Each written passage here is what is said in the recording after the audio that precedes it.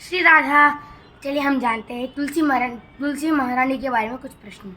पहला प्रश्न है कि क्या हम तुलसी महारानी को काढ़े के रूप में उपयोग कर सकते हैं? हाँ, कर सकते हो, लेकिन आपने जितने भी तुलसी महारानी की महिमा सुनी है वो सारी नष्ट हो जाएगी। आप तुलसी महारानी को काढ़े के रूप में उपयोग ना करें। क्या आप अपने माँ को गर्म कर सकते हो? काढ़े में तो तुलसी को गर्म करना पड़ता है, उबालना पड़ता है। क्या आप अपनी माँ को उबाल सकते हो? नहीं, उनको कभी गर्म नहीं करना चाहिए, क्योंकि शरीर का रोग तो डॉक्टर मिटा देंगे, लेकिन जो भवसागर का रोग है वो अपनी तुलसी महारानी मिटाएगी। इसलिए आपको अपनी तुलसी महारानी को उबालना नहीं चाहिए, उनको कष्ट होता है।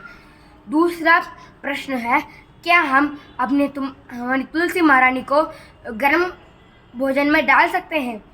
नहीं, आप अपनी तुलसी महारानी को गर्म भोजन में नहीं डाल सकते हैं।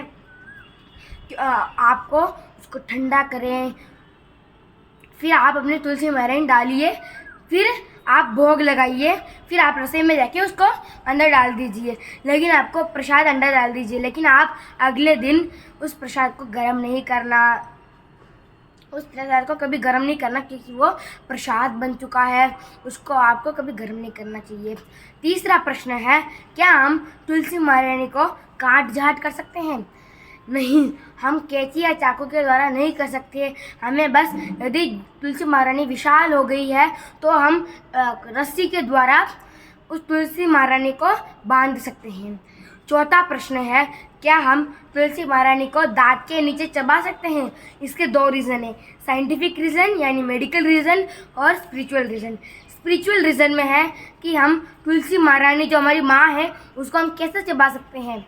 हम उनको नहीं चबाना, उनको बहुत कष्ट होता है, वो कोमल शरीर है उनका और उनको कष्ट होता है। अगला मेडिकल रीज़न है कि यदि आप तुलसी महारानी को चबाते हो तो आपको पायरिया नाम की बीमारी होती है, जो दांतों की बीमारी है। और फिर अगला प्रश्न है, क्या आप तुलसी महारानी को बाहर से दवाई लाके छिड़क सकते हो? नहीं, आपको बाहर से दवाई लाके नहीं छिड़कना।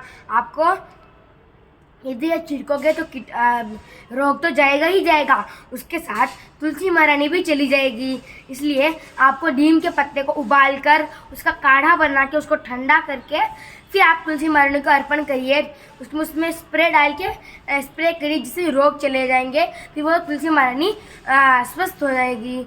अगला प्रश्न है, क्या हम तुलसी महारानी को हर रोज़ तोड़ सकते हैं? नहीं, हम द्वादशी के दिन यानी एकादशी के अगले दिन ही नहीं तोड़ सकते हैं। हम रोज़ तुलसी महारानी को जल अर्पण कर सकते हैं, हर रोज़ कर सकते हैं, लेकिन तुलसी महारानी को द्वादशी के दिन नहीं तोड़ना चाहिए। हम तुलसी महारानी जब हम भोग लगा रहे होते हैं तब हम उस तुलसी महारानी को लेके उस प्रसाद को पा लेते हैं। उस तुलसी महारानी को अपनी जिह्वा पे रख के वो जो सॉफ्ट हो जाती है, फिर हम अपने आप चला जाता है। हमको चबाना नहीं चाहिए, क्योंकि उससे हमको कष्ट होता है। Shri Radha. If you like this video then like, subscribe और कमेंट में राधा राधा लिखना ना भूलें। श्री राधा।